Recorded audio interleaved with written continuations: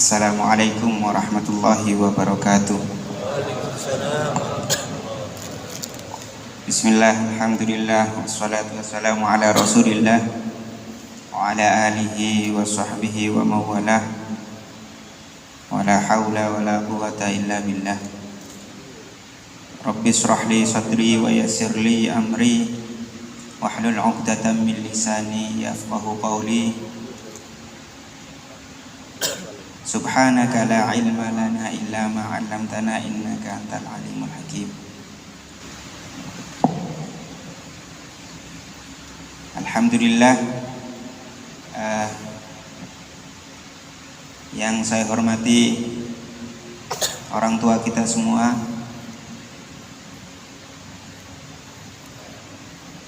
sesepuh kita, Abdullah Aslan. Beliau yang saya dengar meneruskan atau menerima amanah dari Habib Aqil.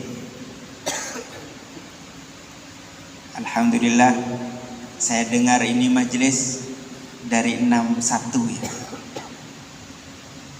Ini majelis qadim. Dan Al-Fakir kebetulan dikontak oleh putra beliau untuk hadir di majelis ini, dan niat dari rumah memang untuk istifadah, mengambil berkah dari Habib Aqil, mengambil berkah dari ilmu, majelis ilmu yang lama ini. Jadi ada keberkahan tersendiri di majelis-majelis yang lama ini.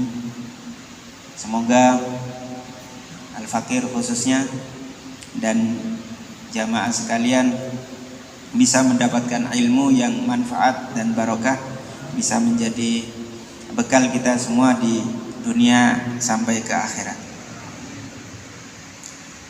Alhamdulillah,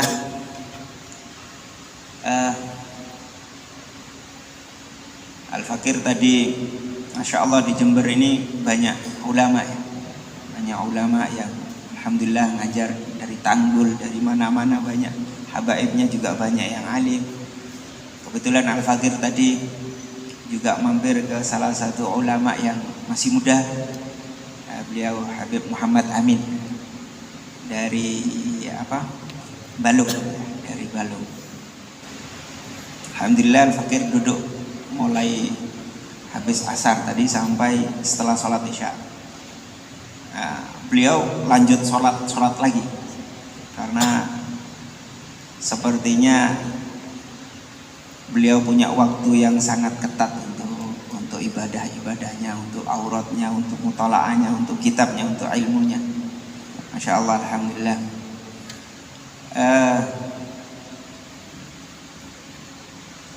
Dari asar tadi merasa nikmat. Saya Al-Fakir merasa nikmat kumpul dengan ulama, ada ilmu, ada aurat, ada. Kalau dipikir kenapa kok bisa merasa nikmat? Nikmat. Padahal di rumah belum tentu bisa seperti itu. Satu, barokahnya ilmu, barokahnya pembawa ilmu yaitu ulama, barokahnya bacaan-bacaan yang digubah oleh orang-orang yang dekat kepada Allah, barokahnya ibadah. Jadi wa ma khalaqtul jinna wal insa illa, itu menjadi sebuah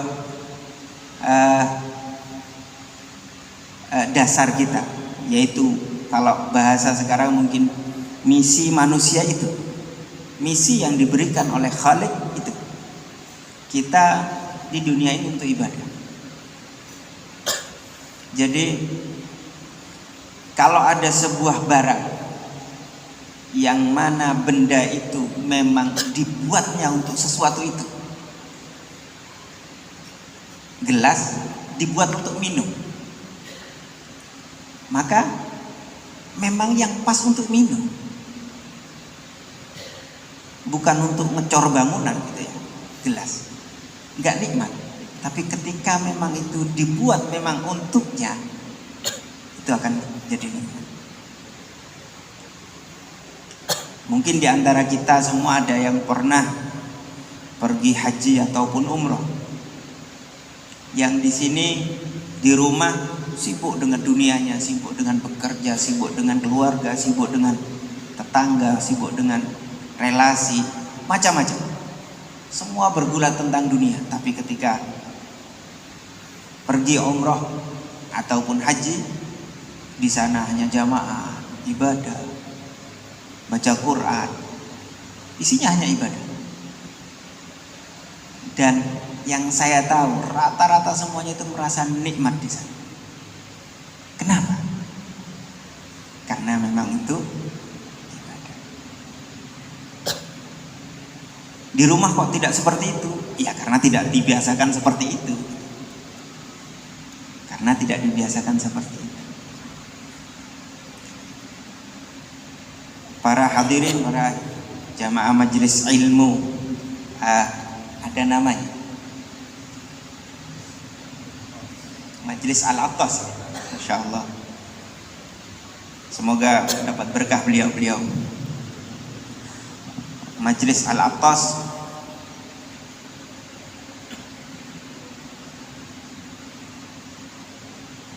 kita sudah di zaman akhir. Saya pernah mendengar salah satu pesan daripada baginda Nabi Muhammad SAW di akhir-akhir adalah as-shalah, as-shalah. Kenapa? Kenapa beliau as-shalah, as-shalah? Karena beliau tahu kebutuhan kita itu ibadah, terutama sholat. Sholat itu imaduddin, sudah jelas. Ini pondasinya. Pondasi sebuah rumah itu harus kuat, yaitu di sholat.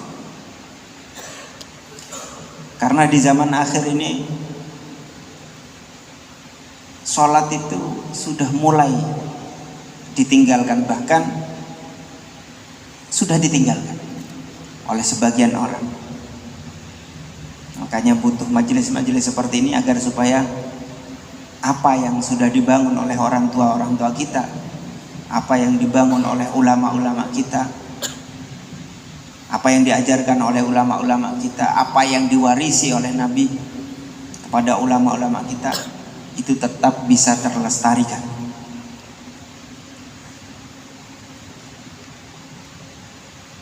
Ada wasta'inu bis-sabri was-shalah wa innaha lakabiratun illa 'alal khashi'in. Kalau mau minta tolong itu dengan sabar dan sholat.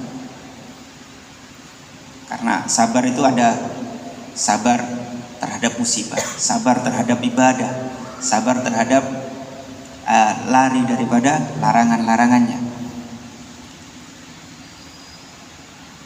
Bis-sabri was-shalah. Shalah wa innaha lakabiratun illa 'alal khashi'in. Salat itu berat. Salat itu berat kecuali orang-orang yang khusyuk. Sekarang untuk khusyuk seperti apa? Untuk khusyuk seperti apa? Kita sudah diajarkan bahwa sebelum sholat kita harus sesuci dulu, menghilangkan kita dari hadas kecil, yaitu berwudu. Di antara kunci untuk bisa sholat khusyuk yaitu isbahul wudu. Isbahul wudu itu sangat penting. Bahkan menurut Imam Ghazali, isbahul wudu itu atau itu seperti obat kadawa lil marid, seperti obat untuk orang yang sakit. Tahu faedahnya atau enggak tahu, yang penting obatnya diminum, manfaat. Jadi isbahul wudu. Kenapa? Karena wudu itu pekerjaan zahir. Wudu pekerjaan zahir. Sholat juga pekerjaan zahir. Tapi karena zahir itu mempengaruhi juga ke batin. Sama seperti batin juga mempengaruhi zahir. Ketika batinnya itu banyak penyakit-penyakit hati, maka amalnya akan muncul sesuai dengan hatinya. Zahir juga seperti itu. Zahir itu mempengaruhi pada batin. Karena alam syahadah itu ada sir yang berhubungan dengan alamul malakut. Zahir itu sebetulnya ada hubungan dengan batin. Ada sirnya zahir yang membuat batinnya terpengaruh. Bahkan dalam kitab Arba'in fi Usuluddinnya Imam Ghazali dicontohkan bahwa zahir itu mempengaruhi batin. Di antaranya sholat. Orang sholat gitu ya, ya pokoknya sholatnya sah gitu. Pokoknya sholatnya sah. Meskipun gak khusyuk-khusyuk amat, tapi itu akan berpengaruh kepada batin. Itu kan zahir. Sholat, gerakan sholat itu zahir. Ada lagi yang dicontohkan bahkan sama Imam Ghazali itu menurut penelitian. Menurut penelitian, zahir itu mempengaruhi sama batin itu ketika seseorang laki sama perempuan, suami istri berkumpul, lalu yang mereka lihat adalah bentuk atau gambar-gambar orang-orang yang kulitnya putih, itu terus yang dilihat sama suami istri. Padahal suami istri ini kulitnya hitam, ya. Ini bisa terjadi mempunyai anak yang putih. Ini menurut penelitian. Maka dari itu kita disunnahkan untuk membaca doa Allahumma jannibni syaitan dan seterusnya. Di antaranya itu hikmahnya itu membayangkan orang-orang yang soleh, agar supaya apa? Batin yang ada di janin yang ada di dalam itu juga terpengaruh. Maka dari itu kalau ada salah satu rahasia, setelah saya hanya mendengar saja cerita bahwa ulama kita almarhum Kiai Maimun Zubair, beliau ditanya kenapa kok punya anak alim-alim, rata-rata anaknya alim, bukan rata-rata, semuanya alim.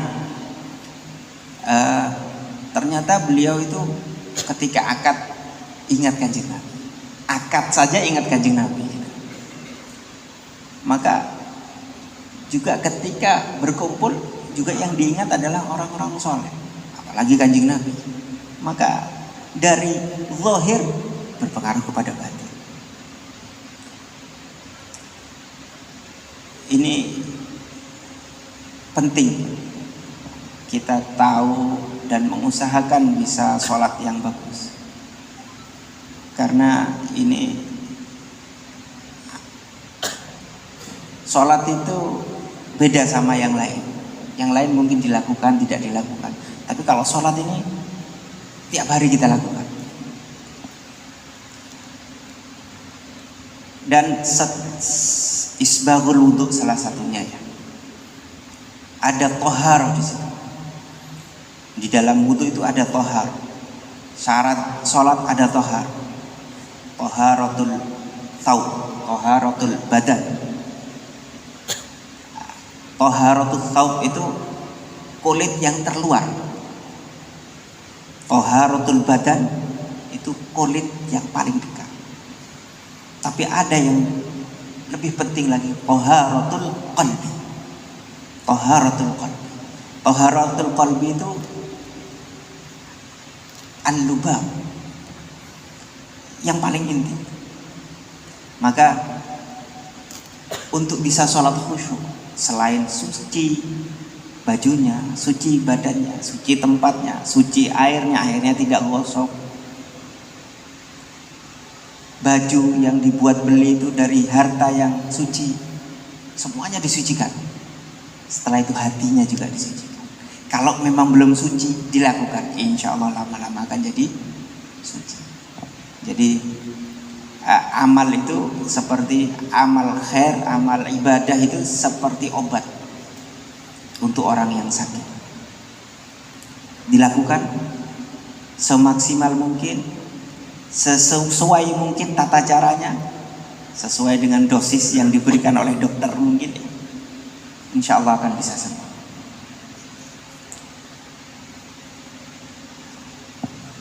Para hadirin,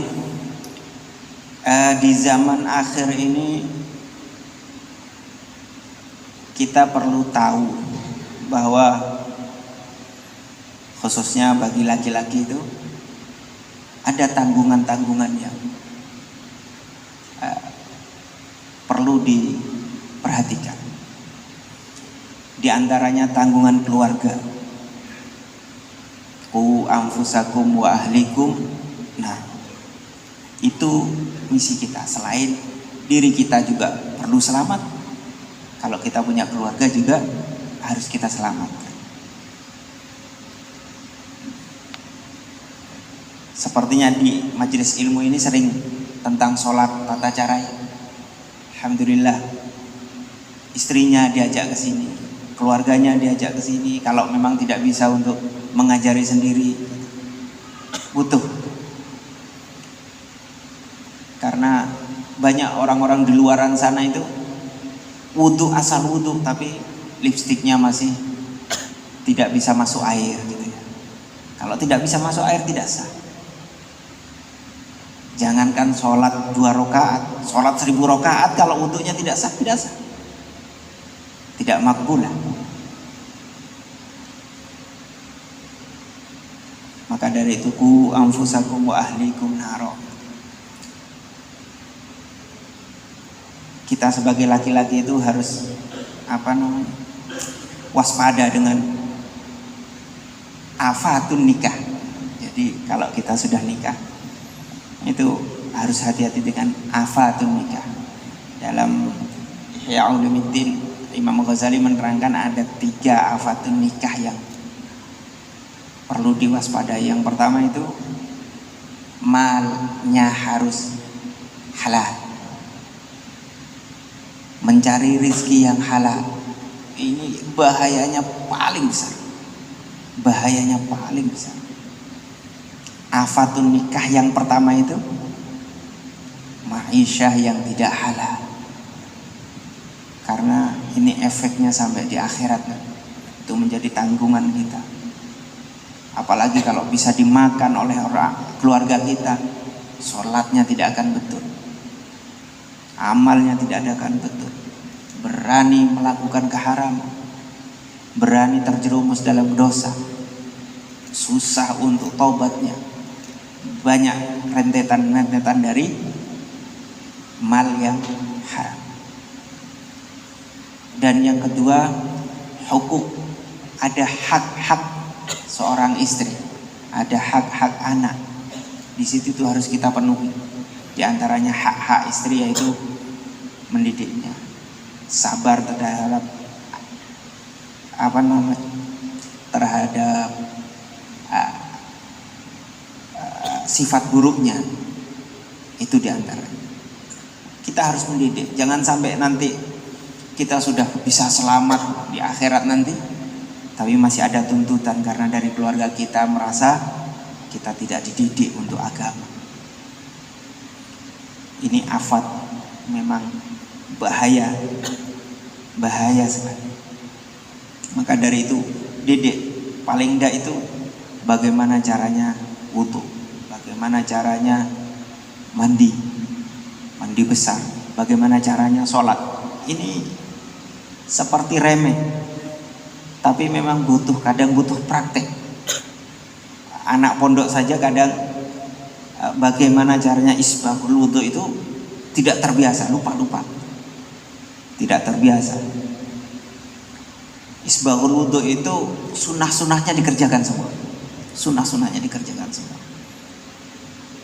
Bahkan kalau metodenya Habib Muhammad Amin kemarin itu itu bilang, wah bertahap saja, mengerjakan sunnah-sunnah itu bertahap saja, seminggu satu, itu pendidikan. Jadi lebih baik itu nambah bagus daripada kadang bagus kadang enggak, kadang bagus kadang enggak. Makanya metodenya beliau seminggu nambah satu sunnahnya. Ada 300 sunnah dalam wudu, satu. Nah, ketika sudah bisa isbahul wudu, maka otomatis sholatnya akan khusyuk, dipaksa khusyuk. Sudah, coba dibuktikan. Kalau memang sudah semua dikerjakan masih belum khusyuk, nah, berarti ada yang belum suci, yaitu hatinya masih ada akhlak madmumah di situ.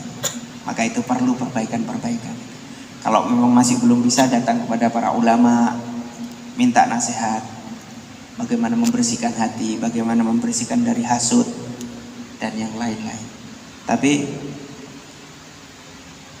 kalau memang belum bisa, coba diteliti lagi. Apa dari hartanya ada harta haram? Atau tapi zaman sekarang ini yang paling berpengaruh, sudah bisa menjaga dari harta haram, sudah bisa ini, sudah bisa ngaji, sudah ikut majelis Al-Atos misalnya ya, tapi sholatnya masih kadang-kadang gitu. Coba lihat perkumpulannya, kalau pulang kumpulnya sama siapa? Kumpulnya sama siapa? Ada hadis itu, semua bayi itu fitrah muslim, tapi yang menjadikan dia Nasoro, yang menjadikan dia Yahudi itu orang tuanya. Yuhawidani wa yunasirani. Itu ada yang menafsiri sesungguhnya bukan bapak tapi perkumpulannya. Ada ulama yang menafsiri itu. Jadi akidah seseorang itu tergantung kumpulnya siapa.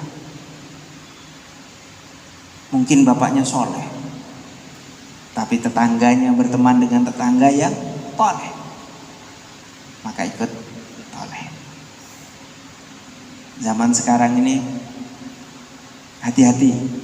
Kita lihat anak-anak kita lihat kalau yang sudah sepuh mungkin cucu kita, ingatkan dengan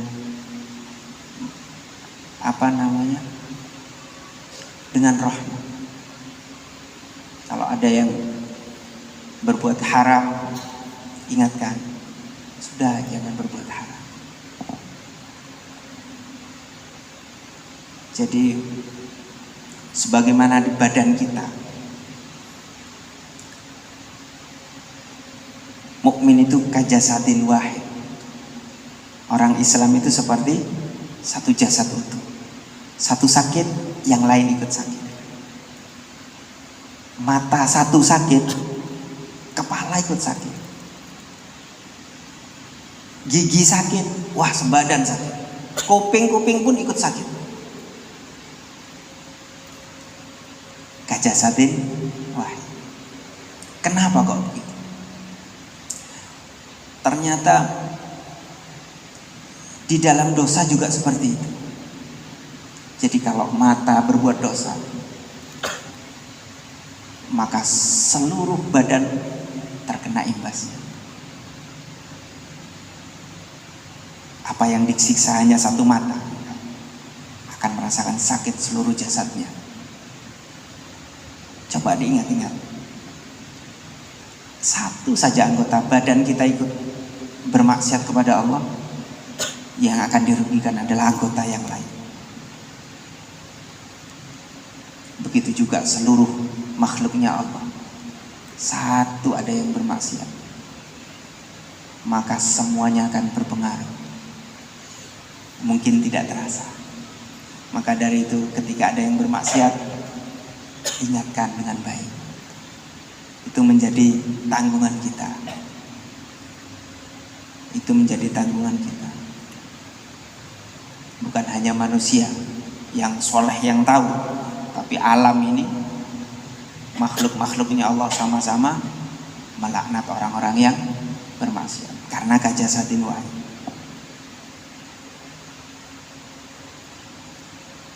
Para hadirin,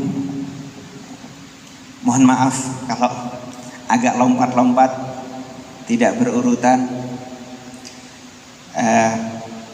Insya Allah saya coba akan kembali lagi ke bab sholat. Setelah isbaghul wudu, niatnya betul, kemudian kita sholat. Sholat itu digambarkan oleh Imam Ghazali itu seperti hayawan, seperti makhluk hidup, seperti manusia. Ada roh, ada anggota badan pokok. Kalau tidak ada ya nggak ada gunanya. Ada anggota badan yang untuk menghiasi. Roh itu bimanzilati niat. Roh itu posisinya dalam sholat itu seperti niat. Niat dalam sholat itu seperti roh. Jadi kalau ada orang sholat tidak niat, maka seperti ada sebuah tubuh tanpa roh, mayat, tidak ada gunanya.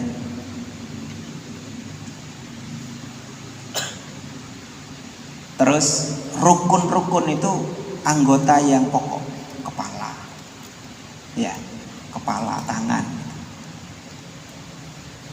Terus harokat, pergerakan yang wajib itu seperti badan, semuanya nempel di situ. Terus anggota badan yang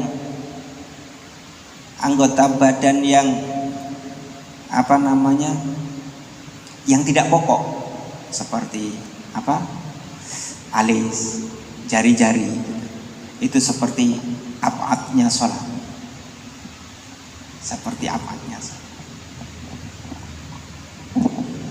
Terus diibaratkan orang yang sholat itu seperti seseorang yang berkhidmah kepada seorang raja. Orang kalau berkhidmah kepada raja, tubuhnya itu harus ada ruh, ya benar, harus ada niat. Masa berkhidmah hanya mayat berjalan? Tidak pantas. Harus ada kepalanya, harus ada badannya, harus ada tangannya, harus ada kakinya. Bagaimana kalau ada tangannya, ada matanya, tapi alisnya nggak ada apa-apanya? Ya mungkin masih bisa saja ngeladeni, bisa saja berkhidmat kepada seorang yang kita hormati, tapi ya dipandang kurang enak. Dan wirid, tasbih, bacaan-bacaan yang wajib itu seperti alatul hissi, mata, hidung, mulut, kuping, tapi tadabbur di dalam ma'aninya bacaan tadi itu quwwatul hissi. Quwwatul hissi, matanya bisa lihatnya jelas, tidak rabeng. Kupingnya juga mendengarnya dengan jelas. Itu ada tadabbur. Kan gak pantas sekali seseorang berkhidmah atau melayani seorang yang sangat dihormati, tapi kupingnya tengel, apa ya? Ya bahasa Madura di sini Jawa. Apa? Tuli. Nah, tuli. Ya, ambilkan ini, ambilkan ini, gitu. Kan gak pantas. Jadi itulah sholat. Begitu juga sholat ini munajat kepada Allah. Arti munajat itu adalah berbisik. Munajat itu kasarannya berbisik, gampangannya berbisik. Jadi sangat dekat. Jadi andai kata kita ngobrol dengan seseorang itu bukan ngobrol yang bukan ngobrol yang formal, tapi ngobrol yang intim, berbisik. Itu munajat. Jadi kita dekat dengan Allah. Makanya yang bagus mulai dari bacaan, niatnya kita. Selain niat dukhul di dalam sholat, niat masuk pada sholat berbarengan dengan takbiratul ihram. Tahu ya caranya niat ya. Maka tempatnya niat itu di Allahu Akbar dari awal sampai ra.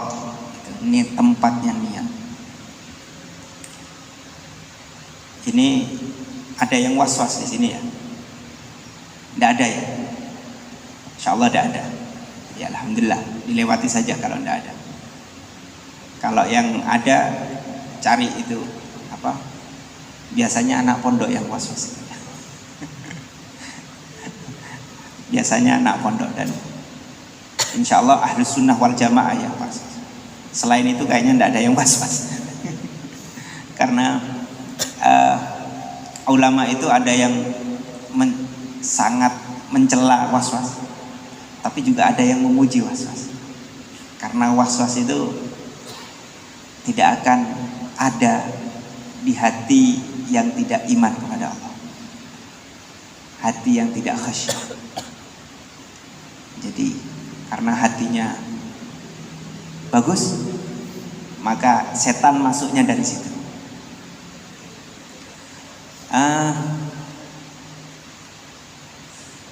Niat,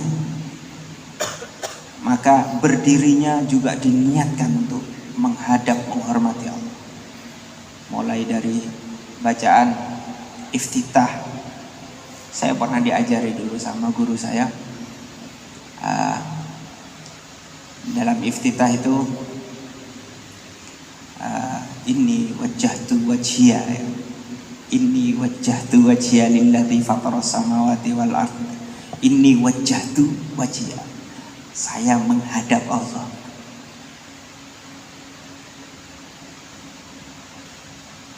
Menghadap, baru ngomong menghadap kok ditinggal pergi katanya. Itu kan gak sopan. Inni wajjahtu wajhiya, kayak kita misalnya datang kepada guru kita, Kiai, saya ada yang mau saya maturkan. Sudah, oh iya ya apa-apa. Sudah menghadap, tinggal pergi, nyari apa kan gak sopan. Begitu juga dalam sholat. Setelah ini wajjahtu wajhiya itu, kita masuk ke dalam sholat itu ingin menghadap Allah. Tinggalkan yang lain. Tinggalkan apa kesibukan itu. Misalnya kalau kita ada hajat, tunaikan dulu hajat itu. Selesaikan dulu hajatnya, baru masuk ke sholat. Banyak ada beberapa ulama yang ketika mau takbir itu melihat cincinnya gitu ya. Melihat cincinnya. Langsung kalau bahasa sekarang terdistract oleh cincinnya. Terganggu oleh cincinnya. Cincin saya kok bagus gitu, mau takbir. Langsung dibuang cincinnya. Itu cara-cara itu supaya bisa hatinya kosong hanya untuk Allah. Kalau sudah hatinya kosong menghadap Allah, kemudian dengan mantap, inni wajjahtu wajhiya lillazi fataras samawati wal ardh. Di antara tadabbur itu juga tadabbur dalam Fatihah. Sedikit saya sharing di sini. Ini biar kuping saya juga mendengar. Saya juga ingin mengingat-ingat itu. Jadi Bismillahirrahmanirrahim. Ya, memang ini karena Allah. Kita taat, kita bisa sholat, kita bisa wudhu tadi. Ini karena Allah. Alhamdulillahirabbil alamin itu diajarkan oleh Imam Ghazali dalam Ihya itu. Bayangkan semua nikmat-nikmat yang ada di diri kita itu karena Allah. Bayangkan semua. Alhamdulillahirabbil alamin, semuanya nikmat. Nggak cukup itu membayangkan nikmat dalam waktu yang singkat. Bahkan seumur hidup kita itu tidak mampu kita itu untuk meneliti nikmat-nikmat dari Allah. Alhamdulillahirabbil alamin. Ya, sebisanya saja hadirkan kenikmatan-kenikmatan yang kita dapatkan. Ar-Rahman Ar-Rahim, kelembutan-kelembutannya Allah itu kita hadirkan. Ar-Rahman Ar-Rahim. Di antaranya Allah Ta'ala bisa mentakdirkan kita menghirup nafasnya, tapi juga bisa melepaskannya. Coba diambil salah satu, bisa menghirup udara, tidak bisa mengeluarkannya, kembung. Ini lembut. Ada juga kata ulama, ni'matul man'i aksar. Ni'matul man'i minallah aksar min ni'matil minah. Insyaallah. Nikmatnya pencegah dari Allah itu jauh lebih banyak daripada nikmat pemberiannya Allah. Maksudnya begini, ketika ada misalnya kita dicegah untuk menjadi orang kaya yang super kaya, bukan kaya yang sekedar beli makan cukup, beli sepeda motor baru cukup, beli mobil cukup. Maksudnya kaya yang super kaya kayak orang-orang di luar sana gitu ya. Kita mungkin dicegah seperti orang-orang di luar sana yang super kaya. Di dalam pencegahan itu ada nikmat Allah yang diberikan. Apa?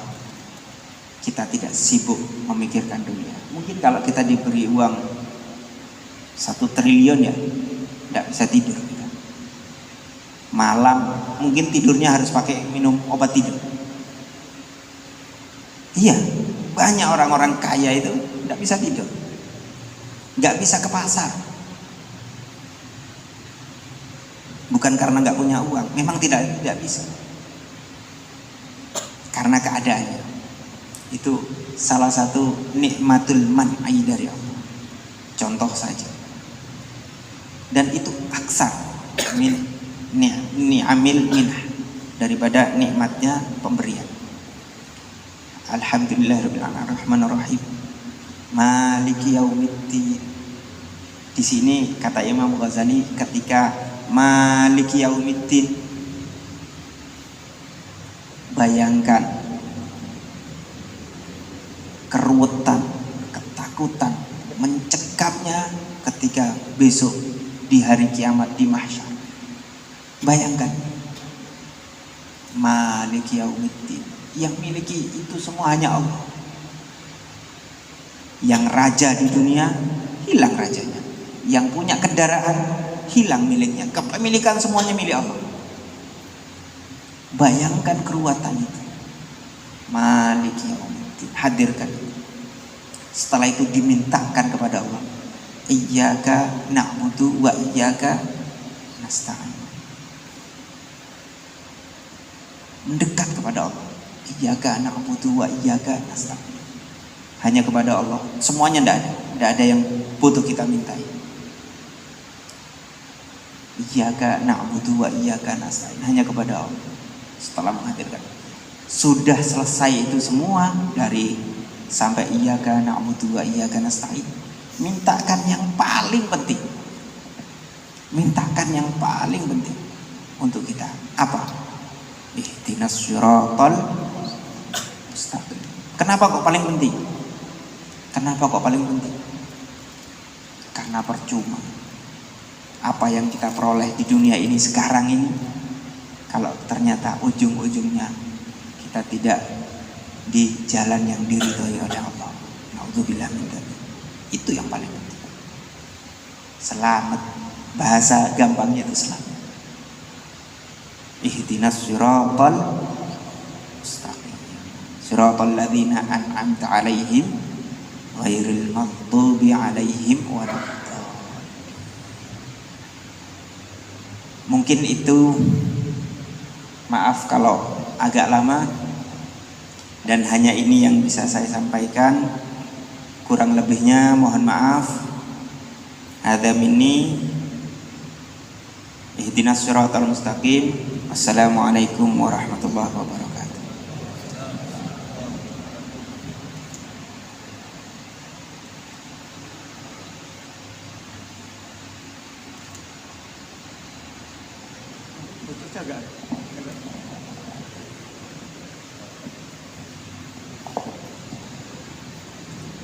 Hadirin wal hadirat rahimakumullah.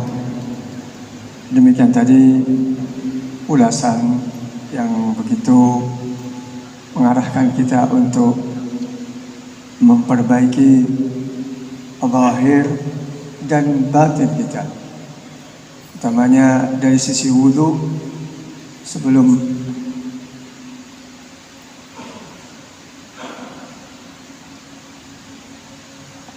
dari sisi wudu, sempurnanya wudu mempengaruhi kepada kekhusyuannya sholat,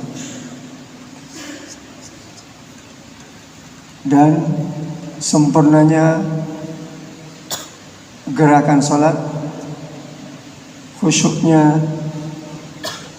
dalam setiap gerakan dalam sholat sangat berpengaruh pada bersihnya hati kita.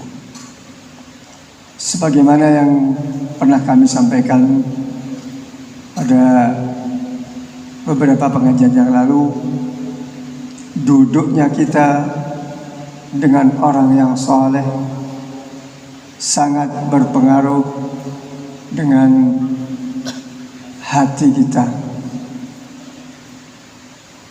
sehingga hati kita menjadi hati yang bersih, penuh dengan husnul dzan kepada orang lain. Sebaliknya, ketika kita jauh dari orang-orang soleh, maka hati kita akan menjadi hati yang kotor, penuh dengan su'udzon, prasangka buruk, bahkan prasangka buruk kepada orang yang soleh. Hadirin, selanjutnya mari kita dengarkan bersama uraian lanjutan daripada kajian kitab Riyadhus Shalihin yang akan disampaikan oleh guru kita Habib Nizar bin Husni Al Idrus. Kepada beliau dipersilakan, falyatafaddalu mashkura.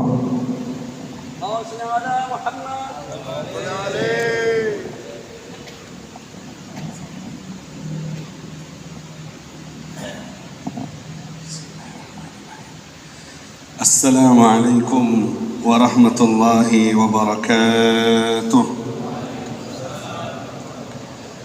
Alhamdulillah ala ma an'am, alhamdulillah ala ma taqarram, wa sallallahu wa sallam ala sayyidina habibina syafi'ina maulana Muhammad salatan turdika wa turdih wa tantawi fihi a'mali wa niyyati wa harakati wa sakanati fihi wa ala alihi wa sahbihi ajma'in. قال المصنف رحمه الله تعالى ونفعنا به وبعلومه في الدارين آمين.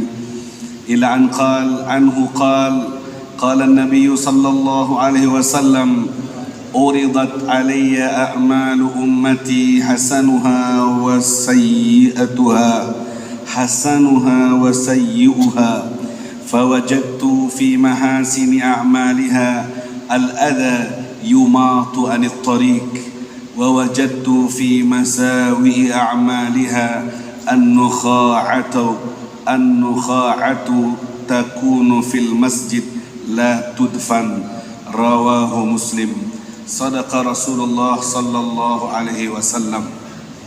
Amma ba'du, kita hormati, kita muliakan guru kita ad-da'i ilallah Kiai Al-Haj Ahmad Sa'dullah hafizahullah wa ra'ah wa matta'ana Allah bituli hayati, yang sudah menasihati kita untuk memperbaiki solat agar memiliki ruh sehingga bernyawa dan hidup dan menjadi pencegah kita dari perbuatan mungkar. Innas salata tanha 'anil fahsya'i wal munkar. Kemudian kita hormati juga Ayahanda Kiai Haji Nadim hafizahullah selaku ketua takmir masjid yang kita tempati malam ini. Ayahanda Kiai Al-Imam Al-Ghazali yang setia menemani majlis bulanan kita di malam Selasa di Masjid Jami ini. Juga tak lupa Ayahanda Al-Walid Kiai Al-Haj Al-Syekh Abdullah Aslam hafizahullah wa ra'ah. Kita doakan para guru kita semua ini senantiasa dalam keadaan sehat walafiat, dan semoga mengalir kepada kita keberkahan ilmu serta kesucian dari ibadah-ibadahnya. Amin ya rabbal alamin. Jenengan semua yang hadir di majelis ini, muslimin dan muslimat, athabakumullah. Semoga hadirnya kalian tertulis pahala fi mizani hasanatikum, di catatan amal baik kalian, makbul indallah, sehingga menjadi bekal kita untuk pulang ngadep Allah nanti. Amin ya rabbal alamin.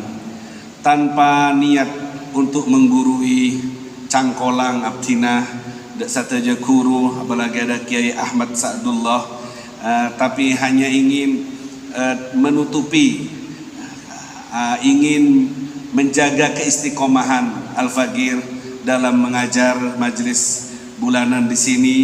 Satu hadis saja kita baca, dan mohon izin Kiai tanpa niat menggurui atau lebih dari itu, Al-Faqir niat iltimasan lin nazar, cari perhatiannya antum ya, karena perhatiannya antum ini perhatian para masyayikh Sidogiri, dan insyaallah nadrah dari haula'ir rijal, perhatian mereka para aulia membersihkan hati Al-Faqir. Jadi anggap saja saya ini cari perhatian, bukan untuk menggurui.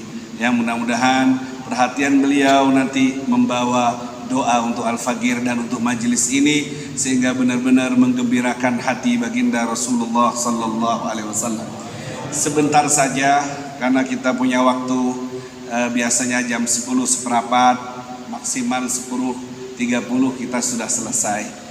Baik, para jamaah yang dimuliakan oleh Allah, kita berbicara tentang kasratu turukil khair, banyaknya jalan kebaikan, banyaknya jalan menuju Allah.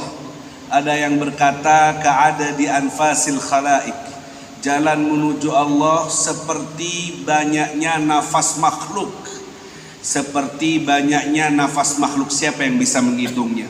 Banyak sekali. Makanya la tahtaqiranna minal ma'rufi syai'an, jangan pernah menyepelekan kebaikan sedikit pun, karena di dalam kebaikan itu ada ridha dari Allah Subhanahu wa taala. Al-Imam Ali Zainal Abidin rahimahullah As-Sajjad pernah mengatakan, khabba Allahu thalath fi thalath, Allah menyembunyikan 3 hal dalam 3 hal. Yang pertama, khabba'a ridahu fi ta'atih, Allah menyembunyikan ridhonya dalam ketaatan.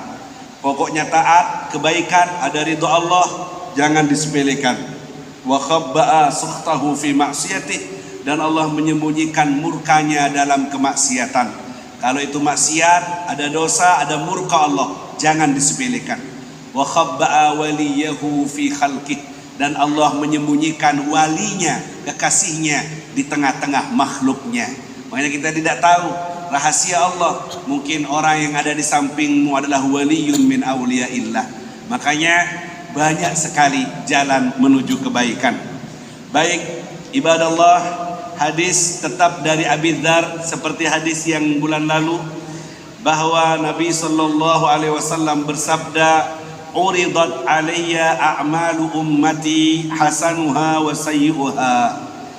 Dipamerkan kepadaku, kata Nabi, amalan-amalan umatku, kebaiknya dan buruknya dilaporkan ke Rasulullah sallallahu alaihi wasallam. Juga ada ayat berbunyi, "I'malu fasayarallahu amalakum wa rasuluhu wal mu'minun." Kerjakanlah karena amalan kalian akan dilihat oleh Allah, akan dilihat oleh Rasul, dan akan dilihat oleh orang-orang yang beriman yang sudah meninggal dunia. Di dalam tafsir Ibnu Katsir mengartikan ayat ini, ai a'malal ahya tu'rad ilal amwat. Amalannya orang hidup dilaporkan kepada orang yang sudah mati. Nah, ini hadis lebih spesial lagi, bahwa amalan umatnya Nabi Muhammad dilaporkan kepada Rasulullah sallallahu alaihi wasallam. Tak terkecuali perkumpulan kita di malam ini nyampe laporannya ke Rasulullah sallallahu alaihi wasallam. Kalau biasanya hadir dan Ramil atau TNI, Polri, itu biasa saya kalau pengajian saya difoto biasanya. Setelah ramah tamah atau di majelis difoto. Saya tanya, kenapa kok moto-moto? Laporan Habib, laporan pusat, karena ini termasuk kunjungan kerja, ya, laporan pusat. Saya pengajian kalau ada TNI Polri itu saya difoto, laporan pusat bahwa kami hadir, kami bermasyarakat, ya. Harus difoto. Tapi majelis kita tidak perlu difoto untuk disampaikan kepada Rasulullah sallallahu alaihi wasallam. Ini dilaporkan, baiknya dilaporkan, buruknya juga dilaporkan. Baik, fawajadtu fi mahasini a'maliha, aku dapati amal baik dari umatku ini. Di antara yang dilaporkan kepada Nabi, al-adha yumatu anit tariq. Al-adha yumatu ay yunah, gangguan, entah itu kotoran, entah itu paku, atau entah itu cermin, atau itu tanah juglangan begitu. Karena musim hujan sekarang banyak aspal itu lobang. Itu ada gangguan sama umatku ini, ditutupi gangguan itu. Lubangnya ditutupi, pakunya dipinggirkan. Ya, kalau ada kaca, kalau ada hal-hal yang mengganggu diminggirkan. Itu termasuk minal mahasin. Itu termasuk kebaikan-kebaikan dari umat ini yang dilaporkan kepada Rasulullah sallallahu alaihi wasallam. Imatatul adza anit thariq, membuang gangguan yang ada di jalan. Itu termasuk amal baik umat ini. Sederhana seperti itu, nyampe laporannya ke Rasulullah sallallahu alaihi wasallam. Di hadis yang lain saya baca, raaitu rajulan yataqallabu fil jannah. Aku melihat ada orang wirawiri di sorga. Kemudian yuqalu lahu, ditanya kepada dia, apa yang telah kau amalkan sehingga di sorga bebas terbang ke barat ke timur, wirawiri? Amalan apa? Tahajud? Bukan. Sedekah miliaran? Bukan. Apa amalanmu sehingga kau bisa wirawiri di sorga? Ra'aitu syajara ala tariq faqata'tuha. Aku melihat ada pohon ganggu di jalan, kemudian aku potong, aku singkirkan gangguan yang di jalan itu. Itu aja. Berkat itu membantu orang yang lewat biar tidak terganggu. Berkat itu aku dirahmati sama Allah, bisa wirawiri di sorga bebas karena telah meminggirkan gangguan yang ada di jalan. Allahumma shalli ala Muhammad. Tidak didapat dengan qiyamul lail, tidak didapat dengan puasa tiap hari. Justru amal yang menurut kita sederhana tapi nilainya tinggi di sisi Allah. Ya, makanya jangan malah ngasih paku di jalan. Mentang-mentang kerja jadi vulkanisir, ya, ngasih paku, ben laris, beb, tidak ada pasien, beb, sepi, malah dikasih paku, akhirnya bocor semua. Kok ake pasien nih, Le? Iya, laris, panen. Padahal dia yang ngasih paku. Ini iza, ini ganggu, tidak boleh. ya, tidak boleh. Atau buat ganggu orang, jalan umum dibuat parkir, mengganggu orang, atau buat acara yang sampai mengganggu, niatnya baik tapi ternyata ganggu orang. Orang mau melahirkan sampai lahir di jalan, orang ambulan tidak bisa lewat, niatnya baik tapi jangan ganggu orang. Buat acara di masjid, alhamdulillah Kiai Nadim ngasih izin semuanya, ya tidak usah di lapangan, ya tidak usah di luar, di masjid. Masjid tempatnya ilmu, tempatnya sholat jamaah, makmur masjid ini dengan ilmu, alhamdulillah. Makanya kita doakan takmir ini panjang umur sehingga majelisnya hidup terus, amin ya rabbal. Imatatul adza, buang gangguan, tidak boleh ganggu di jalan umum. Buat polisi, biasanya polisi tidur, ini polisi berdiri dibuatnya, akhirnya orang sakit semua lewat. Biasanya polisi tidur agak rendah, dibuatnya berdiri, udah capek-capek polisinya ini ya, akhirnya banyak ganggu orang. Ini tidak boleh. Iyyakum wal julus fit turuqat, kata Nabi. Hati-hati, jangan suka duduk di pinggir-pinggir jalan sampai ganggu orang, kecuali kamu tunaikan hak-hak jalan itu. Amar ma'ruf nahi mungkar. Kalau ada orang ucapin salam harus dijawab salam. Jangan sedikit-sedikit tutup jalan, sedikit-sedikit tutup jalan. Haknya orang, hakul mustarak itu, hak yang dimiliki oleh banyak orang. Jangan gunakan majelis masjid yang seperti ini karena kita niat baik ternyata caranya salah, akhirnya tidak bernilai pahala di sisi Allah Subhanahu wa taala, ya. Tidak boleh buat gangguan di jalan, jangan main stop-stopan, ya, jangan main ganggu-gangguan. Kalau bisa tetap di rumah, buat acara di rumah, buat majelis akbar, jangan nutup jalan. Kalau masih ada masjid, ada pekarangan rumah, jangan nutup jalan. Ada alternatif lain, Beb, ini hindari semaksimal mungkin agar maksud baikmu tertulis baik di sisi Allah Subhanahu wa taala. Allahumma shalli ala Muhammad. Kebaikan yang sesederhana seperti ini terlaporkan dan tersampaikan kepada Nabi Muhammad, apalagi majelis sebesar ini insyaallah membahagiakan hati Nabi Muhammad sallallahu alaihi wasallam. Baik, kemudian wa wajadtu fi masawi a'maliha an-nukha'ah takunu fil masjid la tudfan. Dan aku dapatkan, kata Rasulullah, perbuatan yang buruk dari umatku adalah an-nukha'ah ay al-busaq, yaitu air ludah, air dahak yang dibuang di masjid kemudian la tudfan, tidak dikubur. Kalau dulu kan tidak ada keramik, tidak ada karpet, kalau meludah langsung ditutup dengan tanah.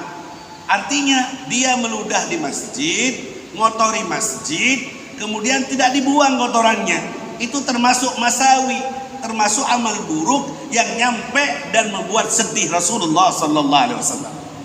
Ya, tidak harus nukhama, tidak harus nukha'ah, tidak harus busok, tidak harus air ludah, tidak harus air dahak. Ya, misalnya kuku kotor sampean mainan sambil dengerin ceramah main kuku yang kotor, dibuang di lantainya masjid. Itu nyampe laporannya ke Rasulullah. Atau maaf ngupil, misalnya garuk ngupil keluar akhirnya sujud tepak ke sejadah bas. Itu amal sawi, itu nyampe ke Rasulullah laporan. Atau garuk-garuk, atau garuk rambutnya banyak ketumbenya jatuh ke masjid, na'udzubillah. Ya, itu amar buruk. Itu menunjukkan kalau diniati sengaja mengotori masjid, ihana ke masjid, haram hukumnya, tidak boleh. Allah yarham guru mulia Sultanul Ilm Habib Salim Asy-Syadzili, itu saya ingat kalau ulama-ulama tarim juga kalau sholat Jumat kadang sambil wiritan sambil lihat kanan kiri. Kalau ada debu kecil diambil, simpan di goceknya, diambil, simpan di goceknya. Pulang dari Jumatan banyak di sini debu-debu kecil. Ingin ngambil pahala membersihkan masjid, bukan malah yang dikocek dikeluarin, bukan yang dikocek malah dikeluarin. Tidak seperti itu, ya. Jaga kehormatan masjid karena ini rumah Allah. Saya ingat guru mulia Al Habib Umar bin Hafid pernah bercerita, saya dengar dari masyayikh kita dulu, ada seseorang, ya, apa Imam Junaid Sayyidut Taifah yang cerita, atau siapa saya lupa nama aslinya. Dia mendengar bahwa di kampung fulan ada wali besar, banyak orang bertabarruk ke sana, ya. Kemudian Allahumma shalli ala Muhammad. Kemudian apa yang terjadi? Orang ini langsung berjalan ingin bertabarruk, dengar ada ulama bertabarruk, dengar ada orang wali bertabarruk, datang. Tanya sama orang, mana orang yang dianggap wali itu, yang terkenal itu, yang ada di masjid. Mau masuk masjid, orang walinya ada di masjid. Pas mau mendekat, ternyata orang wali itu meludah di masjid, kena temboknya masjid. Dah jadi Imam Junaid ini yang mau salaman, yang mau bertabarruk, pulang dia dah jadi. Loh, kamu jauh-jauh, ini sudah ada di depan mata, syekhnya sudah di depan mata. Lah, tak mungkin Allah nitipi asrar, rahasia-rahasianya ke hati orang ini kalau dia tidak menjaga kehormatan rumah Allah. Saya ngelihat tadi dia meludah, ngotori tembok masjid. Tak mungkin Allah nitipi fuyudat, rahmat, asrar ke orang yang tidak menjaga kehormatan syiarnya Allah. Ulang tak jadi ambil barokah. Coba, Allahumma shalli ala Muhammad. Jangan asal ngelihat sorban gede, warna hijau, jubah kayak Batman, tabarruk. Lihat dulu, jangankan sorban. Idza ra'aitar rajula yatarabba fil hawa, kalau kamu melihat orang bersila di udara, terbang dengan sak sorban-sorbannya, jangan percaya dulu, jangan langsung makmuman. La taqtadu bihi hatta tandur. Hatta tanduru mada fil amri wan nahi. Jangan langsung percaya, lihat dulu gimana dengan perintah Allah, gimana dengan larangan Allah, gimana dengan syiar-syiarnya Allah. Hormat masjid enggak? Ngikuti sunnah enggak? Makannya pakai tangan kiri apa tangan kanan? Oh, sorbanan gede ya, makannya minumnya pakai tangan kiri. Wes, mau farokoh, niat berpisah wis. Tidak pas, dia tidak pas karena dia tidak muqtadi bi sunnati Rasul sallallahu alaihi wasallam. Segitunya cari guru, apalagi ada orang awam nyari guru diukur dengan kendaraannya. Lupa apa ini? Alpat, makmuman wis. Soke lah aku makmum begi. Dilihat kendaraannya. Sedang kalau naik sepeda motor, naik cherry, bukan cherry yang sekarang ya. Sekarang tuh baru ya. Naik mobil-mobil Panther tua-tua, wah, gak pati sakti. Diukur dengan kendaraannya. Manusia yang ngukur, jangan ngukur gimana takwanya, gimana saya. Oh beb, masya Allah beb, istiqomah beb, masuk masjid aja pakai kaki kanan, keluarnya kaki kiri, pakai sandal aja pakai. Segitunya, yang sunnah saja dijaga, ya, hormat tahiyatul masjidnya, iktikafnya, lesa, waduh, itu baru yang kita cari, yang kita dekati, ya. Jangan tertipu dengan penampilan, jangan tertipu dengan kendaraan, ya. Jangan seperti itu. Lihat hubungannya, kuatnya berpegang teguh dengan ajaran Allah dan Rasulnya. Allahumma shalli ala Muhammad. Jadi gimana Habib? Kotoran yang kau buang, ya, kotoran yang kau buang di masjid, meludah di masjid, masuk laporannya ke Rasulullah sallallahu alaihi wasallam. Ayo kita belajar. Masjid ini jaga kebersihannya. Sampah sampean kan dikasih roti kan, rotinya habis, plastiknya ditinggal di sini bersama. Ambil, simpan, niat bersihkan. Bahkan guru-guru saya ngajari, ketika saya duduk di masjid, ada satu tisu kecil, saya ambil. Ya Allah, aku niat dengan membersihkan rumahmu ini. Aku bawa, ya Allah, bersihkan hatiku yang kotor ini, ya Allah. Begitu, bukan malah nambah kotor, ya. Seperti yang sekarang banyak terjadi, masjid-masjid ini banyak beralih fungsi, ya. Cuma dipakai untuk buang hajat. Mampir nang ndi iku lho banyune enak ngono. Numpang mandi, numpang buang kotoran, mari ngono numpang rokokan, mangan sak rombongan. Molek wala salat tahiyatul masjid wala ngisi amal 2000. Apa bedanya sama rest area? Rest area aja bayar 2000. Nah, di masjid wala tahiyatul masjid, Rasulullah bilang apa? Idza dakhala ahadukumul masjid fala yajlis hatta yusalli rakaatain.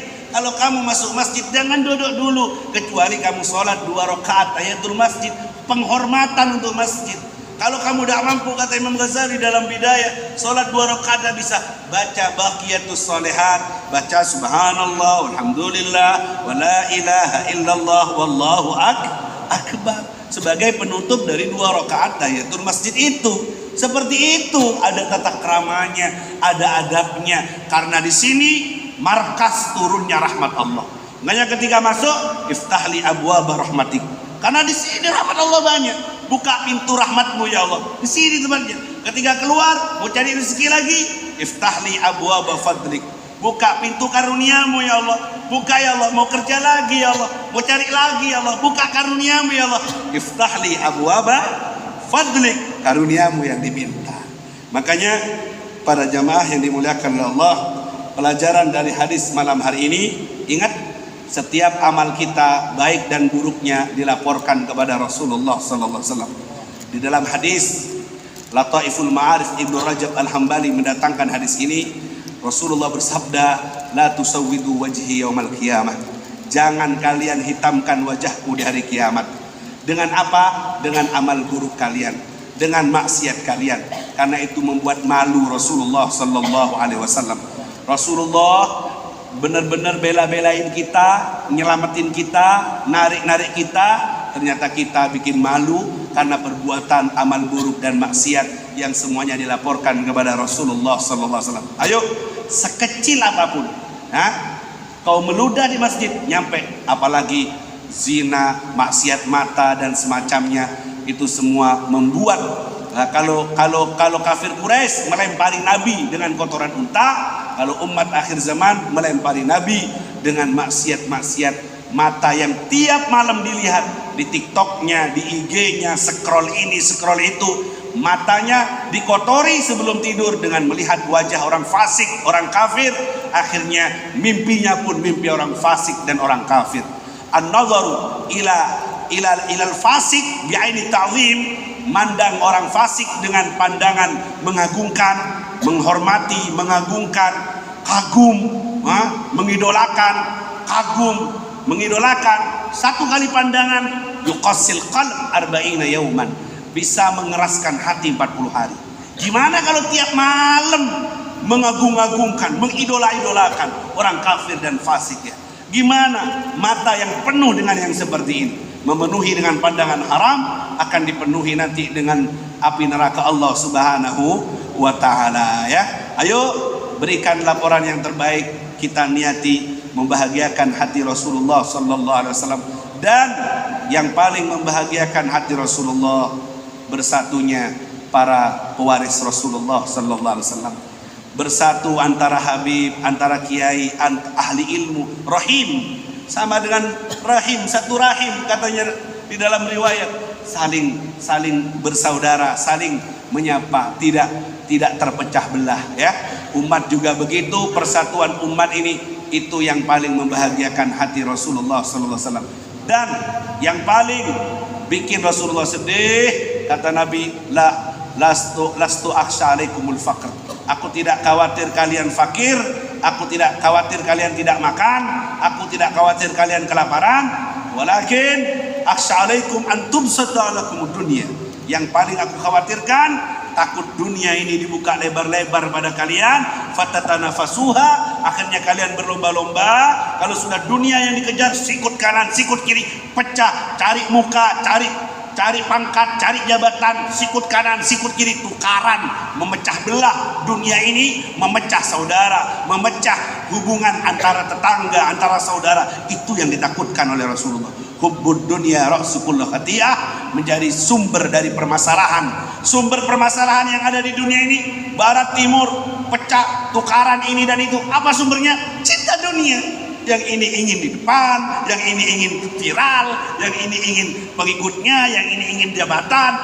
Sumbernya tidak muter-muter dari situ. Cinta dunia masalahnya. Dan itu yang paling mengkhawatirkan. Kalau sudah kalian berpecah belah, ya, tadhhabari hukum. Kekuatan kalian hilang. Kalian seperti buih yang ada di lautan. Kalau sudah pecah belah, sibuk, akhirnya kalian kekuatannya hilang. Dah fatafshalu, kalian akan cacat dan tidak bisa lagi kuat. Makanya jangan ikut-ikut dengan hal-hal yang memecah belah. Kita harus bersatu. Kita cerita kuburan aja dah, ya. Jangan cerita nasab, cerita nasib saja. Nasib kita husnul khotimah apa su'ul khotimah. Itu yang lebih penting. Kita cerita cinta kepada Rasulullah, kita cerita cinta, kita cerita masa depan kita. Apa masa depan kita? 2030? Bukan. Apa masa depan kita? 2045? Bukan. Masa depan kita sakaratul maut kita. Bagaimana akan kita akhiri? Masa depan kita malam pertama di alam kubur.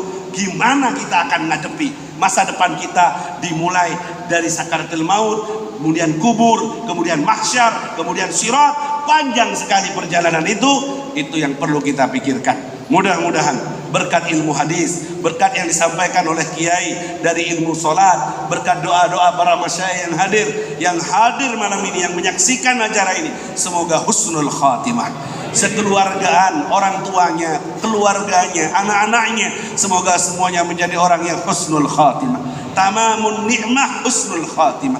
Sempurnanya nikmat adalah husnul khatimah. Kalau belum dapat husnul khatimah, tidak sempurna nikmatmu. Makanya kita minta kepada Allah dengan bimbingan Rasulullah, mudah-mudahan kita dapat sempurna dari semua nikmat, meninggal dunia husnul khatimah, setelah umur panjang dalam taat dan takwa kepada Allah, matinya membawa iman dan Islam dalam kerinduan yang berat kepada Rasulullah, ghadan al-ahibbah Muhammadan wa hizbah, dan kita mengakhiri hidup di dunia dengan kalimat tauhid, la ilaha illallah,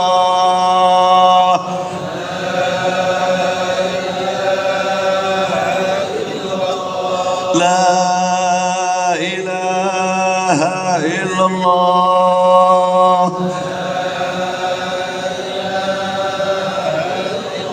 la ilaha illallah,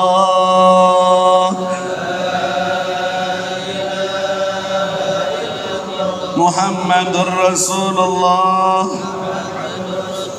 sallallahu alaihi wasallam.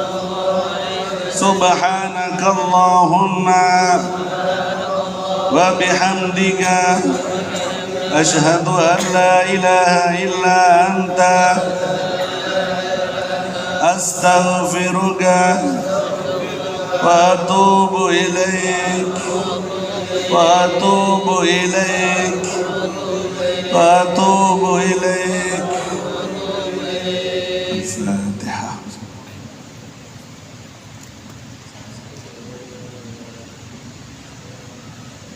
Terima kasih. Assalamualaikum warahmatullahi wabarakatuh.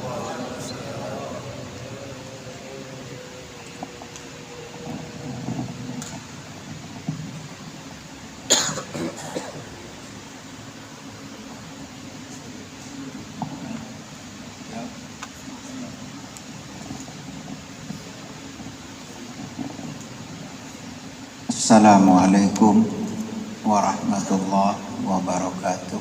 Waalaikumsalam warahmatullahi. Sebagai penutup dari majelis ini, mari sejenak kita tundukkan kepala kita. Kita hadirkan wajah ayah dan ibu kita di hati kita masing-masing. Mari kita koreksi diri kita, apa yang telah kita perbuat untuk kedua orang tua kita. Sekarang orang tua kita ada di mana? Dalam keadaan apa? Pernahkah ini kita pikirkan?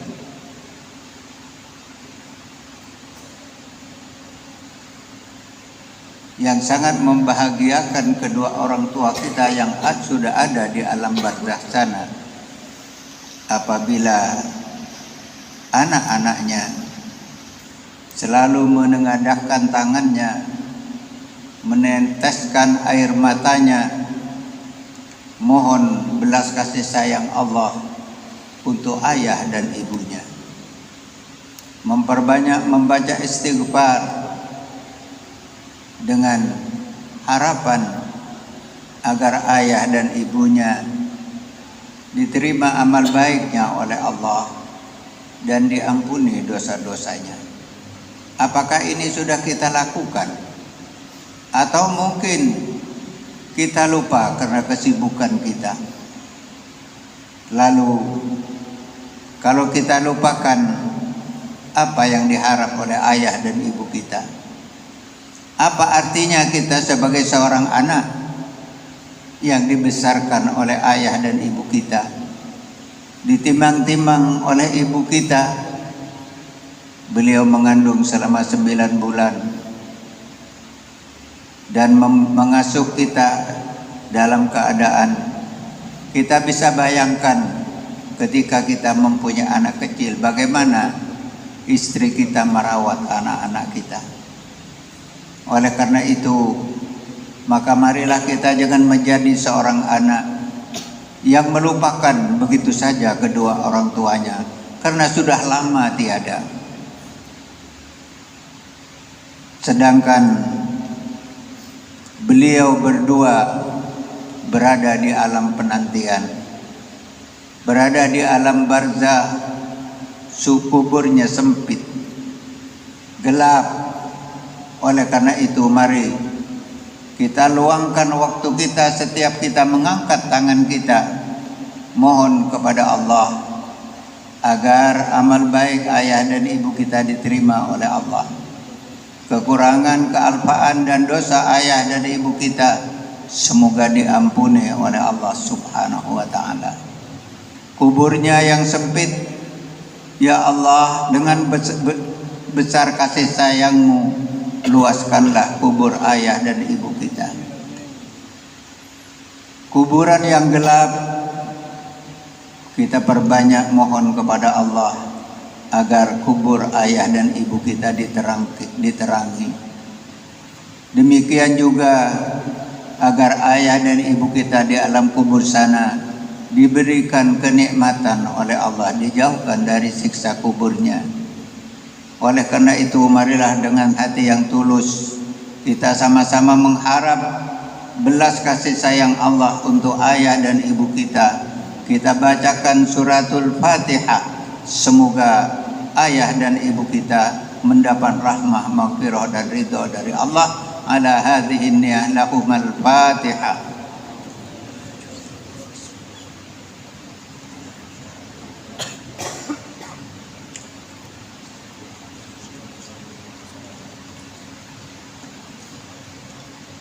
Yang kedua, mari kita membaca Fatihah, kita niatkan untuk saudara-saudara kita seiman dimanapun ia berada, yang mungkin dilupakan oleh anak cucunya, karena banyak anak-anak yang melupakan ayah dan ibunya karena sudah terlalu lama berada di alam barzah.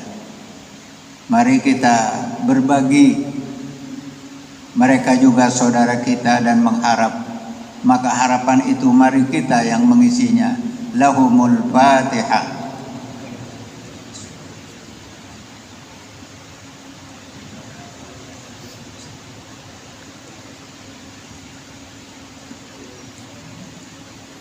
Yang terakhir, mari di majelis yang penuh keberkahan ini, yang baru saja hati kita disirami dengan siraman rohani oleh kedua guru kita, semoga guru-guru kita dipanjangkan umur, diberi kesehatan, dimudahkan segala urusannya, dan mudah-mudahan perjuangannya dilanjutkan oleh anak cucunya, sehingga kita dan saudara-saudara kita tetap mendapatkan bimbingan dari orang-orang yang dekat dengan Allah Subhanahu wa ta'ala. Mari kita mohon kepada Allah agar diri kita, keluarga kita dan anak cucu kita dijadikan oleh Allah orang yang diselamatkan fi hadhihi dunya dan di akhirat. Ala hadhihi niyah al-Fatihah.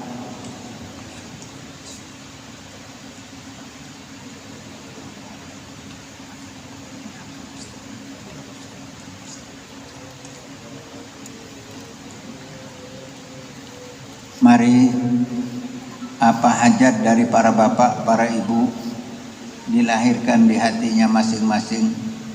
Kita mengetuk pintu Allah dengan kita membaca Asmaul Husna. Semoga apa yang menjadi hajat dari para bapak dan ibu dikabulkan oleh Allah. Dan yang tidak kalah pentingnya, saya mohon bantuan doanya agar dibantu, didoakan. Mudah-mudahan majlis malam Selasa ini menjadi majlis yang makbul indallah. Bismillahirrahmanirrahim. Walillahil asmaul husna fad'uhu biha. Ya Allah, Ya Rahman, Ya Rahim, Ya Malik, Ya Kudus, Ya Salam, Ya Mu'min, Ya Muhaimin, Ya Aziz, Ya Jabbar, Ya Mutakabbir, Ya Khaliq, Ya Bari', Ya Musawwir, Ya Ghaffar, Ya Qahhar, Ya Wahhab, Ya Razzaq, Ya Fattah, Ya Alim, Ya Qabid, Ya Basit,